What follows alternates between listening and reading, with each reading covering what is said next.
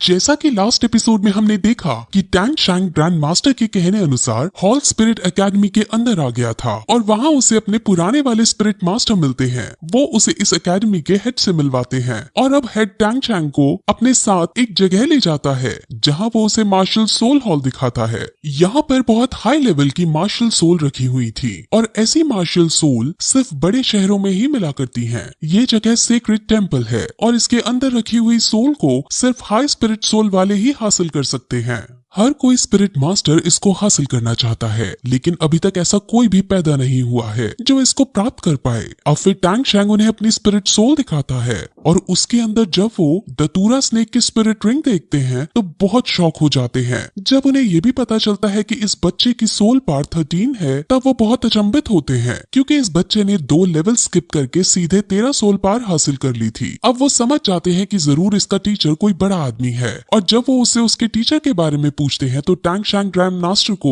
अपना टीचर बताता है। अब हेड उसे अपने यहाँ पढ़ाने के लिए रेडी हो जाते हैं और अब उसे इस एकेडमी में शामिल कर लिया जाता है। अब फिर टैंग शैंग बाहर जाता है और लोहारों की बस्ती में जाकर काम ढूंढने की कोशिश करता है। वो कुछ पैसे कमाना चाहता था ताकि अपनी रोजी रोटी कमा सके। वो एक एक करके लोहारों से काम मांगने लगता है, लेकिन हर कोई लोहार उसे बच्चा समझ उसका मजाक उड़ाकर भगा देता है। लेकिन एक लोहार उसे अपने यहाँ काम करने को कहता है और टैंग शैंग उसे सबसे मुश्किल काम जो कि रिफाइनिंग है वो मांग लेता है। अब ये सुनकर वो लोहार उसका मजाक उड़ाने लगता है, लेकिन टैंग शैंग उसकी बात का बुरा ना मानते हुए अपने पापा की सिखाई हुई टेक्निक को याद करता है। उसके पापा उसे रिफाइनिंग और फॉर्ज करने की अलग अलग टेक्निक सिखाया करते थे और उन सभी टेक्निक्स में टैंग शैंग ने माहिरता हासिल कर ली थी। अब टैंग शैंग उस लोहार का सामान लेता है और एक ही बार में पिग आयरन को फॉर्ज कर देता है। अब ये सब देखकर वहाँ खड़े सभी लोहार बहुत शॉक हो जाते हैं, क्योंकि उन्होंने तो ये सोचा था कि बच्चा हैमर को उठा तक नहीं पाएगा, लेकिन इसने तो रैंडम हैमरिंग स्किल का यूज करके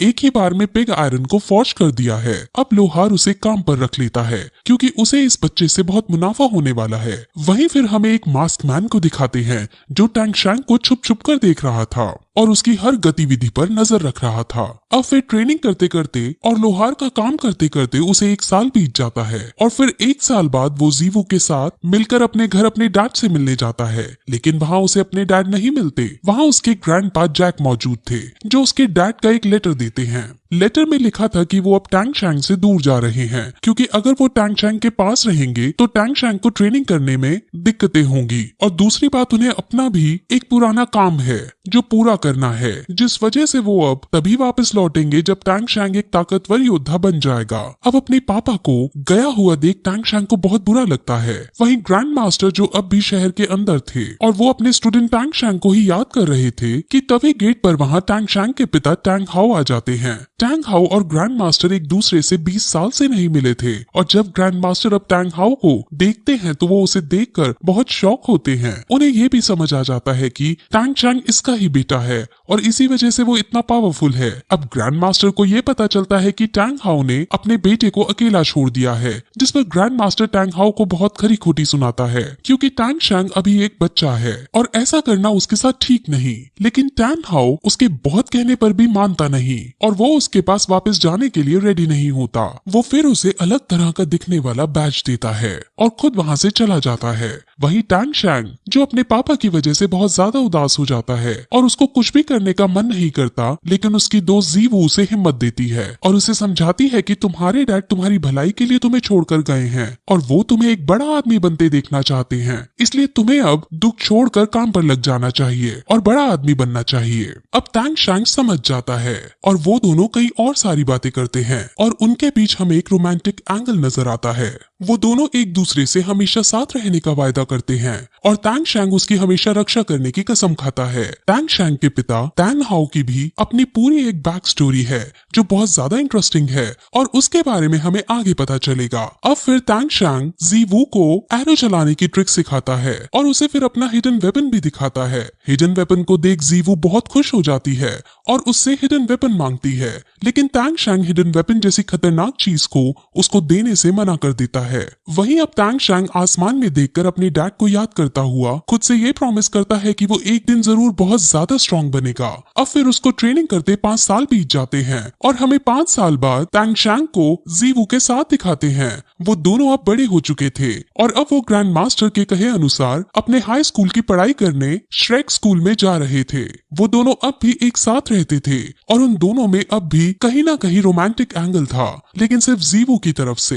टैंग शैंग उसे सिर्फ अपना एक दोस्त मानता था। अब श्रेक यूनिवर्सिटी का एंट्रेंस 2 दिन बाद था और 2 दिन तक उन्हें इस शहर में रुकना था और अब वो दोनों इन 2 दिनों के रुकने के लिए एक होटल देखने लगते हैं। वहाँ चलते चलते जीवू को एक होटल नजर आता है। उस होटल का नाम रोज होटल है और अब वो दोनों उसके अंदर जाते हैं। वहाँ सिर्फ एक रूम खाली था और वो उसके अंदर अपनी बुकिंग करने लगते हैं, लेकिन तभी वहाँ उनकी ही उम्र का एक आदमी जो 2 लड़कियों के साथ खड़ा था वो आता है और उनकी बुकिंग छीन कर खुद उस कमरे को लेने लगता है। वो आदमी बहुत ज्यादा स्ट्रॉन्ग था और होटल का मैनेजर तक उसके सामने झुकता था।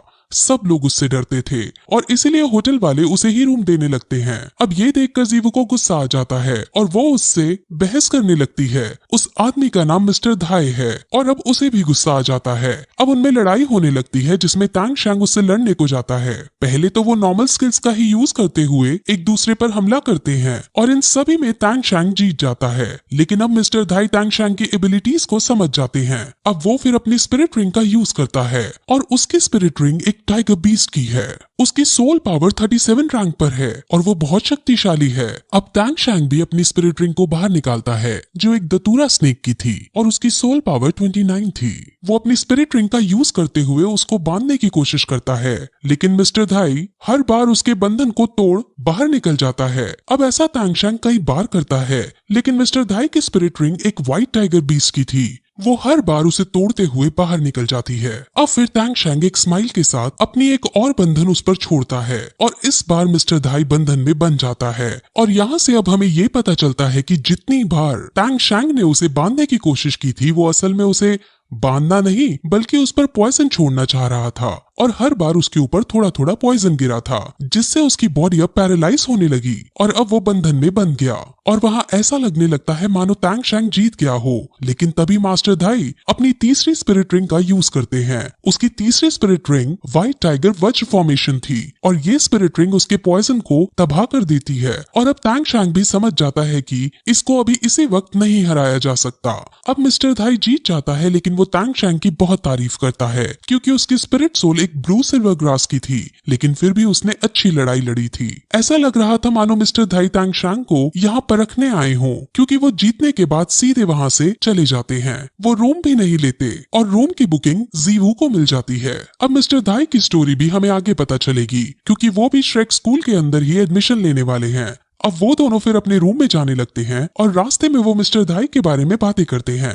जीवू कहीं ना कहीं टैंग शैंग को पसंद करती थी, लेकिन टैंग शैंग एक जिम्मेदार और मैच्योर इंसान की तरह उसकी देखभाल किया करता था। अब रूम में पहुंचने पर उन्हें रूम बहुत अलग सा नजर आता है क्योंकि वो असल में एक हनीमून होटल था और ये देखकर टैंग शैंग को बहुत अजीब लगता है क्योंकि जीवू इतने शानदार रूम को देखकर बहुत खुश होती है और वो यहाँ वहाँ उछलकर सीधे बेड पर जाकर लेट जाती है। टैंग शैंग अब उसको बेड पर लेटा देख सोफे पर जाकर लेट जाता है और आज की लड़ाई के बारे में सोचने लगता है। असल में वो ये सोचता है कि अगर वो चाहता तो हिडन वेपन्स का यूज करके उसे हरा सकता था, लेकिन इससे हिडन वेपन की सच्चाई सबके सामने आ जाती, इसीलिए उसने हिडन वेपन्स का यूज नहीं किया था। वो फिर हिडन वेपन्स की कैपेबिलिटीज को याद करने लगता है और उसे अपने पिछले जन्म की एक बात याद आती है कि कैसे जब उसके सेक्ट के अंदर एक खतरनाक चोर भाग रहा था तो टैंग शैंग ने हिडन वेपन्स का यूज करके उसे पकड़ लिया था और उसे मौत के घाट उतारा था। अब फिर अगले दिन वो दोनों शहर घूमने जाते हैं जहाँ एक शॉप के अंदर जाने पर टैंग शैंग को एक क्रिस्टल नजर आता है।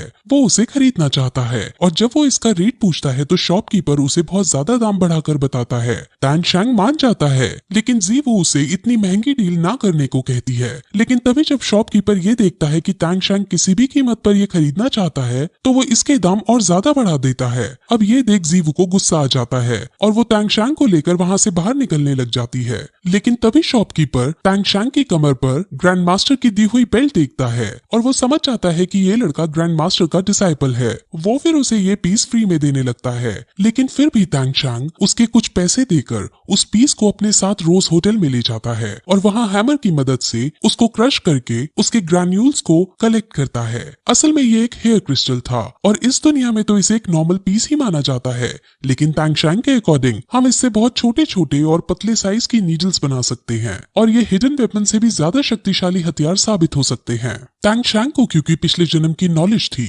इस वजह से वो यहाँ एक नए तरह का हथियार बना पाया। जीवो ये देखकर बहुत शौक होती है और अब दोनों फिर और ज्यादा देर ना करते हुए श्रेक स्कूल की तरफ निकल जाते हैं। वहाँ पहुँचने पर वो एक लंबी लाइन देखते हैं और वहाँ जो उन्हें एंट्री दे रहा था वो उन सभी को टेस्ट कर रहा था। वहाँ जो बच्चा कमजोर था उसे वो एंट्री नहीं दे रहा था और जब वो बच्चा रिफंड की डिमांड करता तो उसे सीधे सीधे भगा दिया जाता। वहाँ उन्होंने साफ ये रूल रखा था कि जो कमजोर होगा उसको यहाँ एंट्री नहीं मिलेगी और उसकी फीस भी रिफंड नहीं होगी। वहाँ पे मिस्टर धाई भी खड़ा था जो उनको संभाल रहा था, जो रिफंड की डिमांड कर रहे हैं। मिस्टर धाई रिफंड मांगने वालों को ये कह रहा था कि जो रिफंड चाहते हैं वो मुझसे फाइट कर ले और अगर मैं हार गया तो तुम्हें रिफंड मिल जाएगा। लेकिन किसी की भी हिम्मत मिस्टर धाई से लड़ने की नहीं थी और सब बिना रिफंड लिए वापस अपने अपने घर लौट रहे थे। श्रेक का नाम एक मॉन्स्टर के ऊपर है और ये स्कूल सिर्फ मॉन्स्टर्स जैसे बच्चों को ही लेता है, यानी सिर्फ उन बच्चों को जो ज्यादा खतरनाक और ताकतवर हैं। अब तांग शैंग मिस्टर धाई को देखते हैं और मिस्टर धाई तांग शैंग को देखता है और दोनों एक दूसरे को देखकर एक रिस्पेक्ट वाली स्माइल पास करते हैं। अब तांग शैंग और जीवो का टेस्ट होता है और वो दोनों पावरफुल हैं, जिस वजह से उन दोनों को एंट्री दे दी जाती है। स्कूल के अंदर अपनी एक अलग ही दुनिया थी और वहाँ उनको कंपनी देने और रास्ता दिखाने के लिए मिस्टर धाई उनके साथ चलते हैं। वो रास्ते में कई तरह की बातें करते हैं जिसमें मिस्टर धाई अलग अलग सोल स्पिरिट्स के बारे में उन्हें बताते हैं। वहाँ एक लड़की भी होती है और जब मिस्टर धाई उसे देखता है तो ऐसा लगता है कि मिस्टर धाई उस लड़की को पसंद करने लगा है। अब फिर वो अंदर जाते हैं जहाँ कई सारी दुकानें मौजूद थी। वहाँ एक सॉसेज बेचने वाली वेंडर शॉप भी आती है और उस वेंडर शॉप पर फोकस करते हुए ये एपिसोड यहीं खत्म हो जाता है। अब इसके अंदर अलग अलग स्पिरिट सोल के बारे में बताया गया है जिसे हम अगले वीडियो में बताएंगे, क्योंकि अगर स्टोरी के साथ उसको एक्सप्लेन करते तो आपके लिए बहुत कंफ्यूजिंग हो जाता। सो आगे की स्टोरी हम अगली वीडियो में एक्सप्लेन करेंगे। तब तक के लिए बाय।